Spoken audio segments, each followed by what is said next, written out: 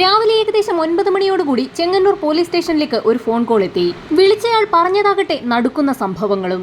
വിവരം കേട്ട ഉടൻ തന്നെ CI സംഘവും ചെറിയനാടുള്ള ഒരു വീട്ടിലേക്ക് എത്തി. പോലീസ് സംഘം അവിടെ എത്തിയപ്പോൾ തന്നെ ആ പ്രദേശമാകെ ആളുകളെ കൊണ്ട് നിറഞ്ഞിരുന്നു. ചെറിയനാട്ടുള്ള ഭാസ്കരന്റെ വീട്ടിൽ എന്തോ അസാധാരണ സംഭവം നടന്നിട്ടുണ്ടെന്ന് തന്നെ പോലീസ് സംഘത്തിന് വ്യക്തമായി.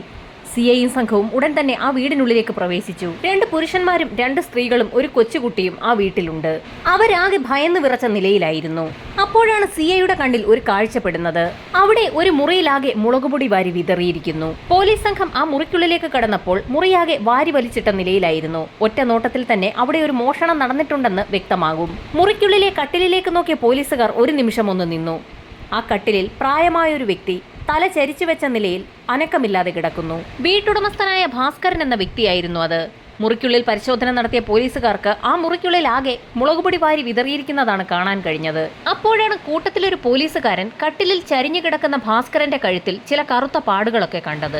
മോഷണ ശ്രമത്തിനിടയിലുണ്ടായ ഒരു കൊലപാതകമായിരിക്കാമെന്ന് പോലീസ് വിലയിരുത്തി. CI വിവരമറിയിച്ചതിനെ തുടർന്ന് ഡിവൈഎസ്പിയും ഫോറൻസിക് സംഘവും ഡോഗ് സ്ക്വാഡും സംഭവസ്ഥലത്തെത്തി. പോലീസ് നായ്ക്ക് മണം പിടിച്ചെന്തെങ്കിലും കണ്ടെത്താൻ കഴിയാത്ത രീതിയിലായിരുന്നു മുറിക്കകമാകെ മുളകുപൊടി വാരി വിതറിയിരുന്നത്. ഭാസ്കരനും അദ്ദേഹത്തിന്റെ ഭാര്യയും വർഷങ്ങളായി USA-ലായിരുന്നു. അദ്ദേഹത്തിന്റെ മൂത്ത മകനും USA-ൽ തന്നെയാണ്. ഭാര്യ മരിച്ചതിന് ശേഷമായിരുന്നു ഭാസ്കരനും അദ്ദേഹത്തിന്റെ ഇളയ മകനും ഭാര്യയും കൂടി നാട്ടിലേക്ക് എത്തിയത്.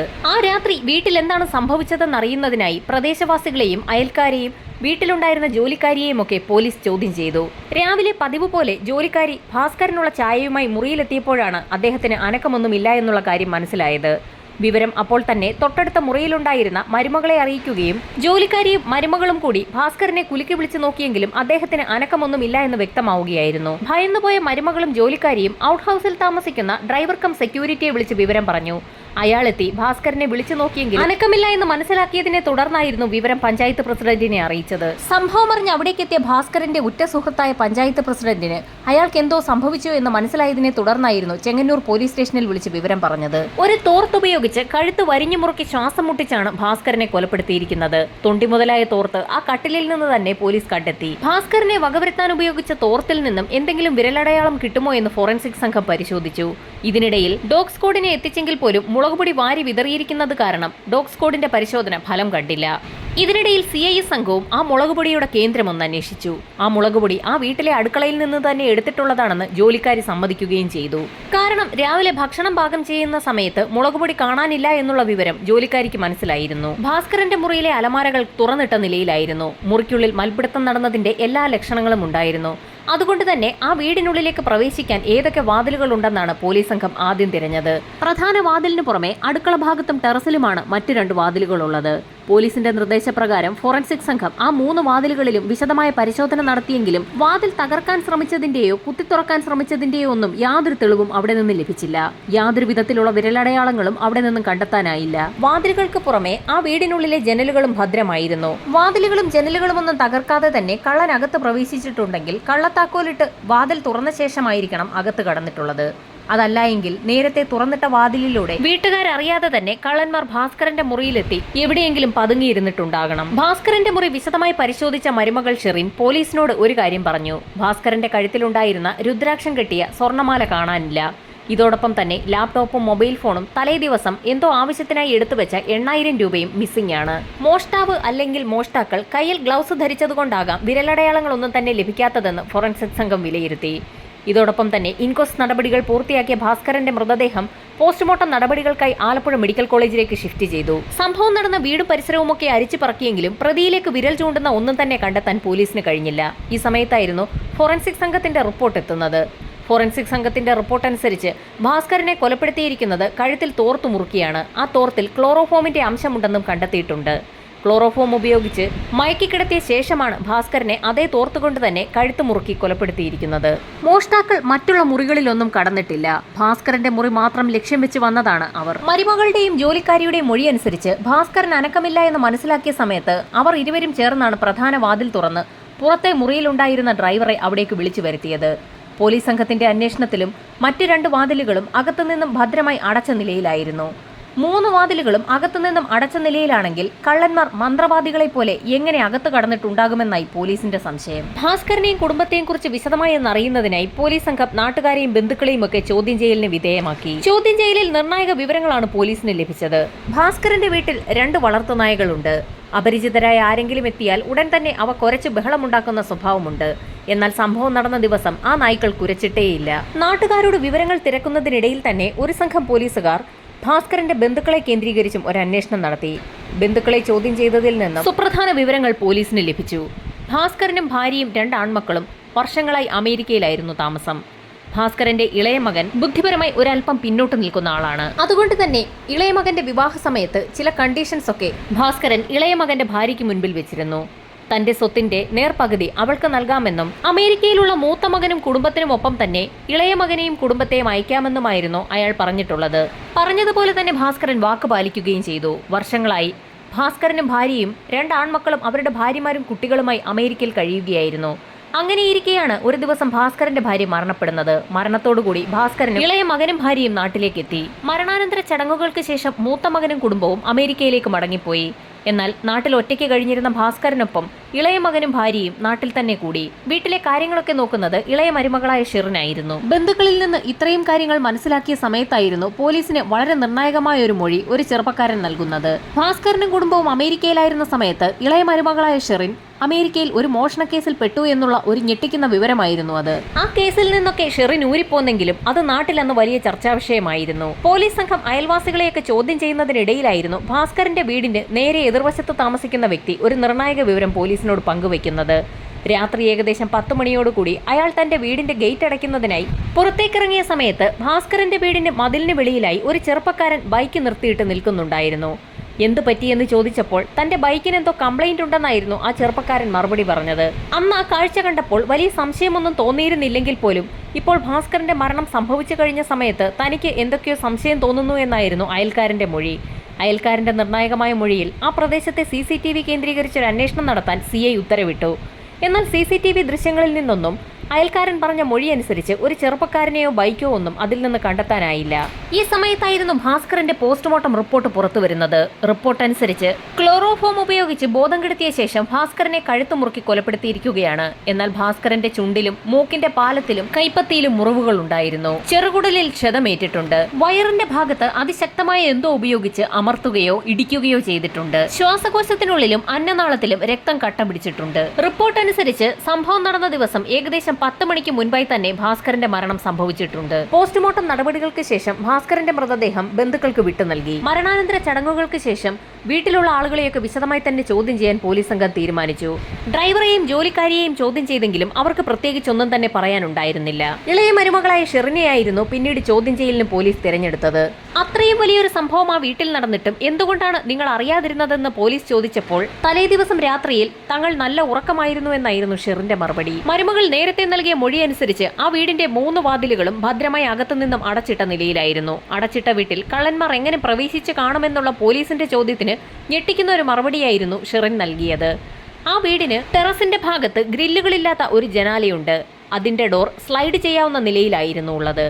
അതിലൂടെ വേണമെങ്കിൽ ഒരാൾക്ക് അകത്തേക്ക് പ്രവേശിക്കാമെന്ന് ഷെറിൻ മൊഴി നൽകിയതോടുകൂടി പോലീസ് സംഘം ഫോറൻസിക് ടീമുമായി ഉടൻ തന്നെ ഭാസ്കരന്റെ വീട്ടിലേക്കെത്തി. പരിശോധനയിൽ ഷെറിൻ പറഞ്ഞതുപോലെ തന്നെ സ്ലൈഡ് ചെയ്യാൻ കഴിയുന്ന ആ ജനാല കണ്ടെത്തി. എന്നാൽ ഒറ്റപ്പെട്ടു നിൽക്കുന്ന ആ ജനാല പുറത്തുനിന്നൊരാൾക്ക് തുറക്കണമെങ്കിൽ ഒരു കൂറ്റൻ ഏണി തന്നെ വേണം. പോലീസ് സംഘം അങ്ങനെ ചിന്തിച്ചുകൊണ്ടിരുന്നപ്പോഴാണ് കൂട്ടത്തിൽ ഒരു പോലീസുകാരൻ ഒരു കാര്യം ശ്രദ്ധിച്ചത്. ആ വീടിന്റെ ഒരു ഭാഗത്തായി ഒരു കൂറ്റൻ ഏണി ചാരി വെച്ചിരിക്കുന്നു.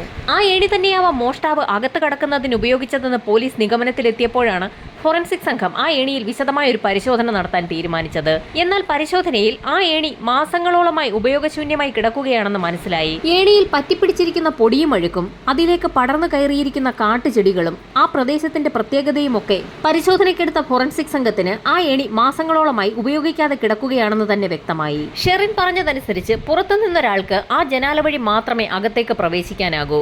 എന്നാൽ അത്രയും പൊക്കമുള്ള ഒരേണിയുമായി എത്തുന്ന മോഷ്ടാവ് ഏണി അവിടെ ചാരിവെച്ച് അകത്ത് കടന്ന് കൃത്യം നടത്തിയ ശേഷം ആ വാതിലിലൂടെ തന്നെ പുറത്തിറങ്ങി ആ ഏണിയുമായി റോഡിലേക്ക് കടന്നാൽ ഉറപ്പായും അതാരെങ്കിലുമൊക്കെ കാണണം. അങ്ങനെ ഒരു സംഭവം ആരുടെയെങ്കിലും ശ്രദ്ധയിൽപ്പെട്ടിട്ടുണ്ടായിരുന്നെങ്കിൽ അത് ഉറപ്പായും ആളുകൾ നേരത്തെ തന്നെ പോലീസിനോട് പറഞ്ഞിരിക്കേണ്ടതുമാണ്. എങ്കിൽ പോലും അങ്ങനെ ഒരു സംശയം വന്നതിനാൽ പോലീസ് സംഘം വീണ്ടും അയൽവാസികളെയൊക്കെ ചോദ്യം ചെയ്തെങ്കിലും അങ്ങനെ ഒരു ഏണിയുമായി ആരെയും അവർ കണ്ടിട്ടില്ല എന്നുള്ള മറുപടിയായിരുന്നു ലഭിച്ചത്. വിശദമായ പരിശോധനയിൽ ആ ജനാലയിലൂടെ ആരും തന്നെ കടന്നിട്ടില്ല എന്ന് പോലീസിന് വ്യക്തമായതും ഷെറിൻ എന്തുകൊണ്ടാകാം അങ്ങനെയൊരു കാര്യം പോലീസിനോട് പറഞ്ഞതെന്നായി സിഐയുടെ സംശയം. മരുമകളായ ഷെറിന്റെ മൊഴിയിൽ ആദ്യമായി സംശയം തോന്നിയ പോലീസ് സംഘം ഷെറിന്റെ മൊബൈൽ നമ്പർ കേന്ദ്രീകരിച്ചൊരു അന്വേഷണം നടത്താൻ സൈബർ സെല്ലിന് നിർദ്ദേശം നൽകി. ഇതോടൊപ്പം തന്നെ ഡ്രൈവറായ ഉദയന്റെയും ജോലിക്കാരി കമലമ്മയുടെയും മൊബൈൽ ഫോൺ കേന്ദ്രീകരിച്ചുകൂടി അന്വേഷണം നടത്താൻ പോലീസ് സംഘം തീരുമാനിച്ചു. കാരണം ആ 3 പേരും അറിയാതെ അടച്ചുറപ്പുള്ള ആ വീട്ടിൽ പുറത്തുനിന്നൊരാൾക്ക് പ്രവേശിക്കണമെങ്കിൽ അത് വളരെ ബുദ്ധിമുട്ടുള്ള കാര്യമാണ്. തൊട്ടടുത്ത ദിവസം തന്നെ സൈബർ സെല്ലിന്റെ ഭാഗത്തു നിന്നും ഷെറിന്റെ മൊബൈൽ ഫോൺ കേന്ദ്രീകരിച്ചുള്ള അന്വേഷണ റിപ്പോർട്ട് പുറത്തുവന്നു. ആ റിപ്പോർട്ടിലൂടെ കടന്നുപോയ സിഐ തീർത്തും ഞെട്ടി. കാരണം ഷെറിൻ പോലീസിന് നൽകിയ മൊഴി അനുസരിച്ച് സംഭവം നടന്ന ദിവസം രാത്രി 10 മണിയോടുകൂടി ഷെറിൻ നല്ല ഉറക്കമായി. രാത്രിയിൽ നല്ല ഉറക്കമായതിനാൽ തന്നെ അവിടെ അങ്ങനെ ഒരു സംഭവം നടന്നതായോ എന്തെങ്കിലും ശബ്ദം കേട്ടതായോ താൻ അറിഞ്ഞില്ല എന്നായിരുന്നു അവളുടെ മൊഴി. പോസ്റ്റ്മോർട്ടം റിപ്പോർട്ട് അനുസരിച്ച് രാത്രി 10 മണിക്ക് മുൻപായി തന്നെ ഭാസ്കരൻ മരണപ്പെട്ടിട്ടുണ്ട്. ഭാസ്കരന്റെ മരണം നടക്കുന്നതിന് മുൻപും അതിനുശേഷവും എന്തിന് രാത്രി 2:30 മണിക്കും ഷെറിൻ മൊബൈലിൽ ആരോ ഒരു വ്യക്തിയോട് സംസാരിച്ചു കൊണ്ടിരിക്കുകയായിരുന്നു എന്നുള്ള ഞെട്ടിക്കുന്ന റിപ്പോർട്ടായിരുന്നു ഷെറിന്റെ കോൾ ഡേറ്റ പരിശോധിച്ച സൈബർ സെൽ പോലീസിന് നൽകിയത്. ഷെറിനെ കുറിച്ച് വിശദമായി ഒന്ന് അന്വേഷിക്കാൻ തീരുമാനിച്ച സിഐ ഭാസ്കരക്കാരനവരുടെ ഉറ്റ സുഹൃത്തായ പഞ്ചായത്ത് പ്രസിഡന്റിനെ പോലീസ് സ്റ്റേഷനിലേക്ക് വിളിച്ചു വരുത്തി ചില കാര്യങ്ങളൊക്കെ ചോദിച്ചു. ഷെറിനെ കുറിച്ച് ഞെട്ടിക്കുന്ന ചില കാര്യങ്ങളാണ് പ്രസിഡന്റ് പറഞ്ഞത്. വളരെ പ്രതീക്ഷയോടുകൂടിയായിരുന്നു ഭാസ്കരൻ തന്റെ ഇളയ മകനും ഷെറിനുമായുള്ള വിവാഹം നടത്തിയത്. തന്റെ സ്വത്തിന്റെ ഒരു ഭാഗം ഷെറിന് ലഭിക്കുന്ന രീതിയിലുള്ള വിൽപത്രങ്ങളൊക്കെ നേരത്തെ തന്നെ ഭാസ്കരൻ തയ്യാറാക്കി വെച്ചിരുന്നു. വിവാഹം കഴിഞ്ഞ ആദ്യ നാളുകളിലൊക്കെ ഷെറിൻ വളരെ സന്തോഷവതിയായിരുന്നു. എന്നാൽ ഭാസ്കരന്റെ ഭാര്യയുടെ മരണശേഷം അമേരിക്കയിൽ നിന്ന് നാട്ടിലേക്ക് വന്നതോടുകൂടി ഷെറിന്റെ സ്വഭാവത്തിൽ പ്രകടമായ മാറ്റങ്ങൾ കണ്ടു തുടങ്ങി. സ്വന്തം ഭർത്താവിനെ അവഗണിച്ചുകൊണ്ട് ഷെറിൻ മൊബൈൽ ഫോണിൽ മണിക്കൂറുകളോളം ആളുകളോട് സംസാരിക്കുന്നത് ഭാസ്കരന്റെ ശ്രദ്ധയിൽപ്പെട്ടിരുന്നു. ആദ്യമൊന്നും അയാൾ എതിർത്തൊന്നും സംസാരിച്ചില്ല. അങ്ങനെ പല ആൺ സുഹൃത്തുക്കളും ഷെറിനെ കാണുന്നതിനായി ഭാസ്കരന്റെ വീട്ടിലേക്ക് വന്നു തുടങ്ങി. അവരുടെ ബന്ധം പരിധി വിടുന്നു എന്ന് മനസ്സിലാക്കിയ ഭാസ്കരൻ ഷെറിനെ വിളിച്ച് ഉപദേശിച്ചെങ്കിലും അവൾ അതൊന്നും ചെവിക്കൊണ്ടില്ല. ഷെറിൻ എന്താവശ്യപ്പെട്ടാലും എത്ര പണം ചോദിച്ചാലും ഭാസ്കരൻ ഒരു മടിയും കൂടാതെ നൽകിയിരുന്നതാണ്. എന്നാൽ ചെറുപ്പക്കാരുമായുള്ള ബന്ധം തുടങ്ങിയതോടുകൂടി അവൾക്ക് നൽകുന്ന പണത്തിലും ഭാസ്കരൻ കുറവ് വരുത്തി. വിൽപത്രം എഴുതി വെച്ചതിലും എന്തോ ചില മാറ്റങ്ങൾ വരുത്താൻ പോവുകയാണെന്ന് ഭാസ്കരൻ തന്നോട് പറഞ്ഞിരുന്നതായും പഞ്ചായത്ത് പ്രസിഡന്റ് വാസുദേവൻ പോലീസിന് മൊഴി നൽകി. പഞ്ചായത്ത് പ്രസിഡന്റിന്റെ മൊഴി അനുസരിച്ച് പോലീസ് സംഘം ഭാസ്കരന്റെ അഡ്വക്കേറ്റിനെ വിളിച്ചു വരുത്തി വിശദമായൊരു അന്വേഷണം നടത്തി. തീർത്തും ഞെട്ടിക്കുന്നതായിരുന്നു അഡ്വക്കേറ്റിന്റെ മൊഴി. ഭാസ്കരൻ നേരത്തെ തന്നെ വിൽപത്രം തയ്യാറാക്കി വെച്ചിരുന്നു. അതിൽ സ്വത്തിന്റെ നല്ലൊരു ഭാഗം ഷെറിന്റെ പേരിൽ എഴുതി വെച്ചിട്ടുമുണ്ടായിരുന്നു. എന്നാൽ കഴിഞ്ഞ കുറച്ച് നാളുകളായി ഷെറിന്റെ സ്വഭാവത്തിലെ പ്രകടമായ മാറ്റങ്ങൾ കണ്ടുകൊണ്ട് ഭാസ്കരൻ വിൽപത്രത്തിൽ മാറ്റം വരുത്തി. പുതിയ വിൽപത്രം തയ്യാറാക്കിയതനുസരിച്ച് ഭാസ്കരക്കാരനവരുടെ സ്വത്തിൽ ഷെറിന് യാതൊരു അവകാശവും നൽകിയിരുന്നില്ല. പഞ്ചായത്ത് പ്രസിഡന്റിന്റെ മൊഴിയനുസരിച്ച് ഭാസ്കരന്റെ മരണവിവരം ഷെറിൻ ആദ്യം വിളിച്ചു പറഞ്ഞത് പ്രസിഡന്റിനോടായിരുന്നു. എന്നാൽ അവിടേക്ക് ഓടിയെത്തിയ പ്രസിഡന്റിന് ഷെറിന്റെ മുഖത്ത് ഭാസ്കരൻ മരണപ്പെട്ടു എന്നറിഞ്ഞിട്ട് പോലും യാതൊരു സങ്കടവും കാണാൻ കഴിഞ്ഞില്ല.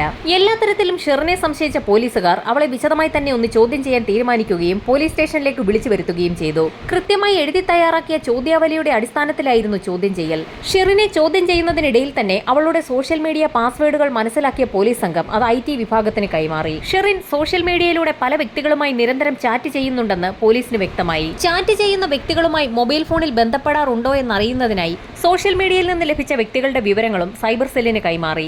ഞെട്ടിക്കുന്ന റിപ്പോർട്ടായിരുന്നു സൈബർ സെല്ലിന്റെ ഭാഗത്തു നിന്നും പുറത്തു വന്നത്. ഭാസ്കരക്കാരനവർ മരിച്ച സമയത്തും അതിനുശേഷവും ഹാസിത്ത് അലി എന്നൊരു വ്യക്തിയുമായി ഷെറിൻ നിരന്തരം സംസാരിച്ചിട്ടുണ്ട്. ചോദ്യം ചെയ്യലിനിടയിൽ അപ്രതീക്ഷിതമായി ഭാസിത്ത് അലി എന്നൊരു വ്യക്തിയെ അറിയുമോ എന്ന് CI ചോദിച്ചതും ഷെറിൻ ഒന്ന് നടുങ്ങി. ഭാസിത്ത് അലിയും അയാളുടെ സുഹൃത്തുക്കളും ചേർന്നാണ് കൃത്യം നടത്തിയതെന്ന് തങ്ങൾക്ക് മനസ്സിലായെന്ന് കൂടി പറഞ്ഞതോടുകൂടി ഷെറിൻ ആകെ അമ്പരന്നു. കാരണം സോഷ്യൽ മീഡിയ ചാറ്റുകളിൽ കണ്ട ഭാസിത്ത് അലിയുടെയും അയാളുടെ സുഹൃത്തുക്കളുടെയും മൊബൈൽ ടവർ ലൊക്കേഷൻ സംഭവം നടന്ന ദിവസം ഭാസ്കരക്കാരനവരുടെ വീടിന് സമീപത്തായിരുന്നു. പോലീസിന്റെ ചോദ്യങ്ങൾക്ക് മുൻപിൽ പിടിച്ചു നിൽക്കാൻ കഴിയാതെ ഷെറിൻ പലതും പറഞ്ഞു തുടങ്ങി. ഭർത്താവിനൊപ്പമുള്ള ജീവിതം പരാജയമാണെന്ന് മനസ്സിലാക്കിയ ഷെറിൻ മറ്റുള്ള ബന്ധങ്ങളിലേക്ക് വഴുതി വീഴുകയായിരുന്നു. സോഷ്യൽ മീഡിയ ചാറ്റുകളിലൂടെ പരിചയപ്പെട്ട ഭാസിത്ത് അലിയുമായി അങ്ങനെയാണ് അടുപ്പത്തിലായത്. ആ അടുപ്പം വളർന്ന് ഫോൺ വിളികളിലേക്കും ഭാസ്കരന്റെ വീട്ടിലേക്കുള്ള വരവിലേക്കുമൊക്കെ എത്തി. ഈ ബന്ധം അറിഞ്ഞതിനെ തുടർന്നായിരുന്നു മരുമകൾക്ക് നൽകുന്ന പണത്തിന്റെ അളവിൽ പോലും ഭാസ്കരൻ കുറവ് വരുത്തിയത്. ഭാസ്കരൻ തന്നെ സംശയിക്കുന്നു എന്ന് മനസ്സിലാക്കിയ ഷെറിൻ അപ്രതീക്ഷിതമായി ഒരു ദിവസം ഭാസ്കരന്റെ മുറിയിലേക്ക് കടന്നു ചെന്നു. ഈ സമയത്തായിരുന്നു എന്തോ ഒരു ഡോക്യുമെന്റ് ഷെറിനെ കണ്ട മാത്രയിൽ തന്നെ ഭാസ്കരൻ ഒളിപ്പിക്കാൻ ശ്രമിക്കുന്നത് അവളുടെ ശ്രദ്ധയിൽപ്പെട്ടത്. അതെന്തായിരുന്നു എന്നറിയുന്നതിനായി തൊട്ടടുത്ത ദിവസം തന്നെ ഭാസ്കരൻ വീട്ടിലില്ലാതിരുന്ന ഒരു സമയത്ത് അയാളുടെ മുറി പരിശോധിക്കുകയും ആ ഡോക്യുമെന്റ് ഷെറിൻ കണ്ടെത്തുകയും ചെയ്തു. ആ ഡോക്യുമെന്റ് വായിച്ചു നോക്കിയ ഷെറിൻ ആകെ അമ്പരന്നു. അത് പുതിയതായി എഴുതിയ ഒരു വിൽപത്രമായിരുന്നു. ആ വിൽപത്രത്തിലാകട്ടെ തന്റെ പേരിലുള്ള വസ്തുവകകളൊക്കെ മാറ്റി എഴുതിയിരിക്കുന്നു. കാരണവരുടെ സ്വത്തിൽ യാതൊരു പങ്കും ഷെറിനില്ല എന്ന് മനസ്സിലാക്കിയ നിമിഷം തന്നെ അയാളെ വകവരുത്താൻ ഷെറിൻ തീരുമാനിച്ചു. സ്വത്തിന്റെ പാതി നൽകാമെന്ന് പറഞ്ഞ് മോഹിപ്പിച്ചായിരുന്നു തന്റെ വിവാഹം ഭാസ്കരൻ നടത്തിയത്. വിവാഹശേഷം തന്റെ പേരിൽ എഴുതി വെച്ച സ്വത്തുവകകളൊക്കെ ഇപ്പോൾ ഭാസ്കരൻ മാറ്റി എഴുതിയിരിക്കുകയാണ്. തന്നെ ചതിച്ച ഭാസ്കര കൈമൾക്ക് തക്കതായ ഒരു മറുപടി കൊടുക്കാൻ ഷെറിൻ തീരുമാനിച്ചു. ബാസിത്ത് അലിയും മറ്റു 2 സുഹൃത്തുക്കളും ഷെറിനൊപ്പം പലപ്പോഴും ആ വീട്ടിൽ ഒത്തുകൂടുന്നത് പതിവായിരുന്നു. അങ്ങനെ അവർ വിശദമായൊരു പ്ലാൻ തന്നെ തയ്യാറാക്കി. പ്ലാൻ നടപ്പിലാക്കുന്നതിന്റെ ആദ്യഘട്ടമായി അപരിചിതർ വീട്ടിലേക്കെത്തിയാൽ കുറച്ച് ബഹളമുണ്ടാക്കുന്ന നായ്ക്കളെ ഉറക്കിക്കിടത്താൻ തീരുമാനിച്ച ഷെറിൻ ഉറക്കഗുളിക വാങ്ങുന്നതിനായി ഡ്രൈവർക്ക് നിർദ്ദേശം നൽകി. ഉറക്കഗുളിക ഭക്ഷണത്തിൽ കലർത്തിക്കൊടുത്തതും നായ്ക്കൾ നല്ല ഉറക്കമായി. പതിവ് ജോലികളെല്ലാം തീർത്ത ശേഷം ജോലിക്കാരി അവരുടെ മുറിയിലേക്ക് പോയി ഉറക്കമായി എന്ന് മനസ്സിലാക്കിയ ഷെറിൻ ആരും അറിയാതെ അടുക്കളവാതിൽ തുറന്നു വെച്ചു. ഈ സമയത്തായിരുന്നു ബാസിത്ത് അലി ഒരു സ്കൂട്ടറിൽ ഭാസ്കരന്റെ വീടിന് മതിലിന് വെളിയിലെത്തിയത്. ആ കാഴ്ചയായിരുന്നു തൊട്ടപ്പുറത്തെ വീട്ടിലെ താമസക്കാരനായ അയൽക്കാരൻ ഗേറ്റ് പൂട്ടാൻ വന്ന സമയത്ത് കണ്ടത്. അയാൾ ഗേറ്റ് പൂട്ടി അകത്തേക്ക് പോയ ശേഷം മറ്റു 2 സുഹൃത്തുക്കളും ബാസിത്ത് അലിയുടെ സമീപത്തേക്ക് എത്തി. ആരും അറിയാതെ ആ മൂവർ സംഘം മതിൽ ചാടിക്കടന്ന് അടുക്കള വഴി അകത്തേക്ക് കയറി. ഡൈനിങ് ടേബിളിൽ അവരെ കാത്ത് ഷെറിൻ ഒരു കുപ്പി മദ്യവുമായി ഇരിക്കുന്നുണ്ടായിരുന്നു. സ്ലീപ്പിംഗ് പിൽസും മദ്യവുമൊക്കെ ഡ്രൈവറെ കൊണ്ടായിരുന്നു ഷെറിൻ വാങ്ങിപ്പിക്കുന്നത്. സാധനങ്ങളൊക്കെ ഡ്രൈവറെ കൊണ്ട് വാങ്ങിപ്പിക്കുന്ന പതിവുണ്ടായിരുന്നതിനാൽ ഷെറിൻ അതൊക്കെ എന്തിനാവും വാങ്ങിക്കുന്നതെന്നുള്ള കാര്യമൊന്നും ഡ്രൈവർക്ക് അറിവില്ലായിരുന്നു. ഡ്രൈവറും അയാളുടെ മുറിയിൽ പോയി ഉറക്കമായി എന്നുറപ്പാക്കിയ സംഘം ആ വീട്ടിലിരുന്ന് മദ്യപിച്ചു തുടങ്ങി. അതിനുശേഷം അവരുടെ പ്ലാൻ നടപ്പിലാക്കാൻ തീരുമാനിച്ച 4 സംഘം ഭാസ്കരക്കാരനവരുടെ മുറിക്ക് സമീപമെത്തി. വാതിൽ അകത്തുനിന്ന് പൂട്ടുന്ന ശീലം അദ്ദേഹത്തിന് ഇല്ലായിരുന്നു. അതുകൊണ്ട് തന്നെ ആരും അറിയാതെ തന്നെ വാതിൽ തുറന്ന് ആ 4 സംഘം അകത്തേക്ക് കയറി. കയ്യിൽ കരുതിയിരുന്ന ക്ലോറോഫോം തോർത്തിലേക്ക് ഒഴിച്ച ശേഷം ബാസിത്ത് അലിയായിരുന്നു ഭാസ്കരക്കാരനവരുടെ മൂക്കും വായും പൊത്തിപ്പിടിച്ചത്. ഈ സമയത്ത് ഞെട്ടിയുണർന്ന ഭാസ്കരൻ എതിർക്കാൻ ശ്രമിച്ചപ്പോൾ കൂടെയുണ്ടായിരുന്ന നിതിൻ എന്ന സുഹൃത്ത് ഭാസ്കരന്റെ ശരീരത്തിലേക്ക് ചാടി വീഴുകയും മുട്ടുകാലുപയോഗിച്ച് ഭാസ്കരന്റെ അടിവയറ്റിൽ ആഞ്ഞു തൊഴിക്കുകയും ചെയ്തു. എഴുന്നേൽക്കാൻ ശ്രമിച്ചെങ്കിലും ഭാസ്കരന്റെ 2 കാലുകളും മൂന്നാമനായ ഷാനു എന്ന വ്യക്തി മുറുകെ പിടിച്ചിരിക്കുകയായിരുന്നു. ഏതാനും നിമിഷങ്ങൾക്കകം തന്നെ ഭാസ്കരൻ നിശ്ചലനായി. കഴുത്തിലേക്ക് തോർത്തു മുറുക്കി ഏതാനും നിമിഷങ്ങൾക്കകം തന്നെ ഭാസ്കരന് അനക്കമില്ലാതെയായെങ്കിൽ പോലും അയാളുടെ മരണം ഉറപ്പിക്കുന്നതിനായി സമീപത്ത് കിടന്ന തലേണി ഉപയോഗിച്ച് ഭാസ്കരന്റെ മുഖത്ത് കുറെ നേരം അമർത്തി പിടിക്കുകയും ചെയ്തു. മരണം ഉറപ്പാക്കിയ സംഘം അവിടെയുണ്ടായിരുന്ന മൊബൈൽ ഫോണും ലാപ്ടോപ്പും ഷെൽഫിലിരുന്ന 8000 രൂപയും ഭാസ്കരന്റെ കഴുത്തിൽ കിടന്ന സ്വർണ്ണമാലയും കൈക്കലാക്കിയ ശേഷം മുറിവിട്ട് പുറത്തിറങ്ങി.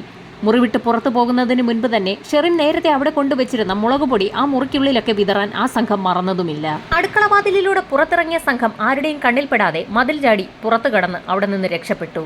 ഈ സംഭവങ്ങളൊക്കെ നടക്കുന്ന സമയത്ത് ഷെറിന്റെ മുറിയിൽ അവളുടെ ഭർത്താവും കുഞ്ഞും ഇതൊന്നും അറിയാതെ ഉറങ്ങുകയായിരുന്നു. ഇവർക്ക് പുറമെ ജോലിക്കാരിയും നല്ല ഉറക്കത്തിലായിരുന്നു. ഗേറ്റിനോട് ചേർന്നുള്ള മുറിയിലുണ്ടായിരുന്ന ഡ്രൈവറും ഇതൊന്നും അറിഞ്ഞതേയില്ല. തന്റെ സുഹൃത്തുക്കൾ സുരക്ഷിതരായി വീടുകളിൽ എത്തിയോ എന്നറിയുന്നതിനായി രാത്രി 2:30 മണിക്കും ബാസിത്ത് അലിയെ ഷെറിൻ ഫോണിൽ വിളിച്ചിരുന്നു. ഷെറിനിൽ നിന്ന് വിവരങ്ങളെല്ലാം മനസ്സിലാക്കിയ പോലീസ് സംഘം വിശദമായി തന്നെ അവയെല്ലാം രേഖപ്പെടുത്തി. ശേഷം ആ മൂവർ സംഘത്തിനായുള്ള തിരച്ചിൽ തുടർന്നു. എന്നാൽ പ്രതികളായ 3 പേരുടെയും മൊബൈൽ ഫോണുകൾ സ്വിച്ച് ഓഫ് ആയിരുന്നു. ഏതാനും ദിവസങ്ങൾക്ക് ശേഷം കൂട്ടത്തിൽ ഒരാളുടെ മൊബൈൽ ഫോൺ ബാംഗ്ലൂരിൽ സ്വിച്ച് ഓൺ ആയെന്ന് പോലീസിന് വിവരം ലഭിച്ചു. ബാംഗ്ലൂരിലെത്തിയ പോലീസ് സംഘം ആ മൂവർ സംഘത്തെയും അവിടെ നിന്ന് കസ്റ്റഡിയിലെടുത്ത് ആലപ്പുഴയിലെത്തി ചോദ്യം ചെയ്യൽ ആരംഭിച്ചു. വിശദമായ ചോദ്യം ചെയ്യലിനൊടുവിൽ കുറ്റപത്രം കോടതിയിൽ സമർപ്പിച്ചു. അങ്ങനെ വിചാരണയും തുടങ്ങി. ഭാസ്കരക്കാരനവരെ കൊലപ്പെടുത്താനുണ്ടായ മോട്ടീവ് വിൽപത്രം മാറ്റി എഴുതിയതാണെന്ന് കോടതിയിൽ തെളിഞ്ഞു. സ്ലീപ്പിംഗ് പിൽസും മദ്യവുമൊക്കെ ഷെറിൻ ആവശ്യപ്പെട്ടതനുസരിച്ച് വാങ്ങിക്കൊടുത്തതാണെന്ന് തെളിവ് സഹിതം ഡ്രൈവർ കോടതിയിൽ മൊഴി നൽകി. ജോലിക്കാരിയുടെ മൊഴിയും ഷെറിനെതിരായിരുന്നു. ജോലിക്കാരി രാവിലെ എഴുന്നേൽക്കുന്ന സമയത്ത് അടുക്കളവാതിൽ തുറന്നു കിടക്കുകയായിരുന്നു. എന്നാൽ അക്കാര്യം പോലീസിനെ അറിയിച്ചു കഴിഞ്ഞാൽ ആവശ്യമില്ലാതെ ജോലിക്കാരി ഈ കേസിലേക്ക് വലിച്ചിഴക്കപ്പെടുമെന്ന് പറഞ്ഞ് ഷെറിൻ പേടിപ്പിച്ചതുകൊണ്ടാണ് വാതിൽ അടഞ്ഞു കിടക്കുകയായിരുന്നു എന്ന് ആദ്യഘട്ടത്തിൽ ജോലിക്കാരി പോലീസിന് അന്ന് മൊഴി നൽകിയത്. കൊലയാളികൾ അടുക്കളവാതിൽ തള്ളി തുറന്ന് അകത്ത് കയറിയെന്ന് വരുത്തി തീർക്കാനായിരുന്നു യഥാർത്ഥത്തിൽ ഷെറിന്റെ പ്ലാൻ. അതുകൊണ്ടാണ് ആ മൂവർ സംഘം അവിടെ നിന്ന് കടന്നുപോയപ്പോൾ ഷെറിൻ മനഃപൂർവ്വം വാതിൽ അടയ്ക്കാതെയിരുന്നത്. എന്നാൽ രാവിലെ ജോലിക്കാരി എഴുന്നേറ്റപ്പോൾ വാതിൽ തുറന്നു കിടക്കുന്നത് കണ്ട് ഇത് താൻ അടച്ചതായിരുന്നു എന്ന് ഷെറിനോട് ഉറപ്പിച്ചു പറഞ്ഞു. ജോലിക്കാരി ആ മൊഴിയിൽ ഉറച്ചു നിന്നാൽ അത് തനിക്ക് വിനയാകുമെന്ന് മനസ്സിലാക്കിയ ഷെറിൻ പിന്നീട് ആ വാതിലിന്റെ കാര്യം പോലീസിനോട് പറയണ്ട എന്ന് ജോലിക്കാരിയോട് നിർബന്ധിക്കുകയായിരുന്നു. വിൽപത്രം തയ്യാറാക്കിയ അഡ്വക്കേറ്റും പഞ്ചായത്ത് പ്രസിഡന്റും ഷെറിനെതിരെ നിരവധി തെളിവുകളാണ് നിരത്തിയത്. ഭാസ്കരന്റെ മുറിയിൽ നിന്ന് കാണാതായ മാലയും മൊബൈൽ ഫോണും ലാപ്ടോപ്പും തെളിവെടുപ്പ് സമയത്ത് വിവിധ സ്ഥലങ്ങളിൽ നിന്നും പോലീസ് പ്രതികളുടെ സഹായത്തോടുകൂടി കണ്ടെത്തി. സംഭവം നടന്ന ശേഷം ഭാസ്കരന്റെ മതിലിന് പുറത്തുവെച്ച് കണ്ട ചെറുപ്പക്കാരനെ എതിർവശത്തെ താമസക്കാരൻ തിരിച്ചറിയുകയും ചെയ്തു. 96ഓളം സാക്ഷികളും 12-ൽ പരം തെളിവുകളുമാണ് പ്രോസിക്യൂഷൻ ഹാജരാക്കിയത്. ഷെറിനെ സ്വന്തം മകളെപ്പോലെ സ്നേഹിക്കുകയും സഹായിക്കുകയും സംരക്ഷിക്കുകയും ചെയ്ത ഭാസ്കരനെ കൊലപ്പെടുത്തിയ കേസിൽ വാദപ്രതിവാദങ്ങൾക്കൊടുവിൽ ഷെറിന് 3 ജീവപര്യന്തമാണ് കോടതി വിധിച്ചത്.